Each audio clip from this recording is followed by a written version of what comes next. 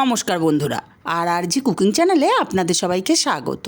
আজকে নিয়ে হাজির হয়ে গেলাম মেথি শাক দিয়ে ডালের রেসিপি নিয়ে, যেমন হেলদি তেমন টেস্টি। তো চলুন শুরু করা যাক।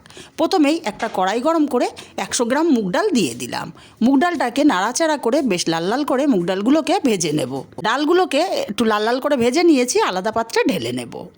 আলাদা পাত্রে ডালগুলো ঢেলে নিয়ে যতটা মুগ ডাল হাফ মুসুর ডাল খুব ভালো করে ধুয়ে নিয়েছি, নিয়ে সরাসরি গরম জলে দিয়ে দিলাম। ডালের ফেনাটা অবশ্যই তুলে ফেলতে হবে। আমি 4-5 বার ডালের ফেনাগুলোকে উঠিয়ে নিয়েছি। এখন এখানে ঝালের জন্য দিয়ে দিলাম 4-5টা চেরা কাঁচা লঙ্কা আর হাফ চামচ লবণ। ডালটা সেদ্ধ হতে থাক, ততক্ষণে মেথি শাকটা বেছে নেব। আমি মেথি শাকের একদম কচি ডগাটাই ছিঁড়ে নিচ্ছি। দেখুন, শুধু কচি ডগাটা নেব, আমি শক্ত ডাঁটাগুলো নেব না। এইভাবে আমি সব শাকগুলো বেছে নেব। আর হ্যাঁ বন্ধুরা, অনেকেই ভাবতে পারেন মেথি শাক দিয়ে ডাল রান্না করার দরুন ডালটা তেতো লাগবে না। একটু ডালটা তেতো লাগবে না। শাকগুলো সব বেছে নিয়েছি, এখন শাকগুলোকে কেটে নিতে হবে। যতটা সম্ভব একদম ঝিরিঝিরি করে আমি শাকগুলোকে কেটে নেব। শাকগুলোকে দেখুন আমি কেটে নিচ্ছি, ঠিক এইভাবে একদম ঝিরিঝিরি করে শাকগুলো কেটে নিতে হবে। শাকগুলো সবগুলো কেটে নিয়ে ভালো করে ধুয়ে নেব। আর এদিকে ডালটাও আমার সুন্দর মতো সেদ্ধ হয়ে গেছে। ডালটা আমি একদম গলিয়ে ফেলিনি, বেশ গোটা গোটা আছে, আবার সেদ্ধ হয়ে গেছে। এখন এখানে দিয়ে দেব হাফ চামচ হলুদ। হলুদটাকে দিয়ে ভালো করে নাড়াচাড়া করে মিশিয়ে দেব। তারপর ডালটাকে আলাদা পাত্রে ঢেলে নেব।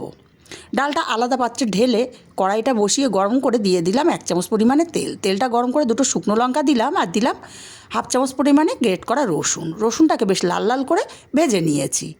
এরপরে দিয়ে দেব কেটে রাখা মেথি শাকগুলো। মেথি শাকগুলোকে দিয়ে নাড়াচাড়া করে রান্না করে নিতে হবে। মেথি শাকগুলো নাড়াচাড়া করতে করতে মেথি শাক থেকে জল ছাড়তে শুরু করেছে। জলটাকে পুরোপুরি আমি শুকিয়ে নেব। এইভাবে শাকটাকে ভাজা ভাজা করে নিয়েছি, এক্সট্রা জলটা সম্পূর্ণ শুকিয়ে গেছে। এখন এখানে দিয়ে দেব সেদ্ধ করে রাখা ডালটা। আর এরকম 2 রকম ডাল মিশিয়ে রান্না করলে যে কোনো ডালের কিন্তু টেস্টটা দ্বিগুণ বেড়ে যায়। ভালো করে নাড়াচাড়া করে মিশিয়ে দেব।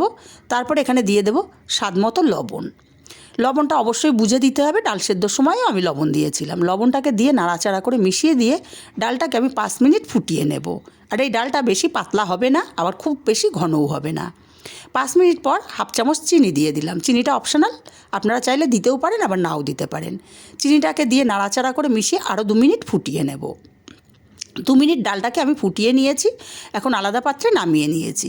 দেখতে যতটা লোভনীয় হয়, টেস্টটা কিন্তু দ্বিগুণ বেশি হয়।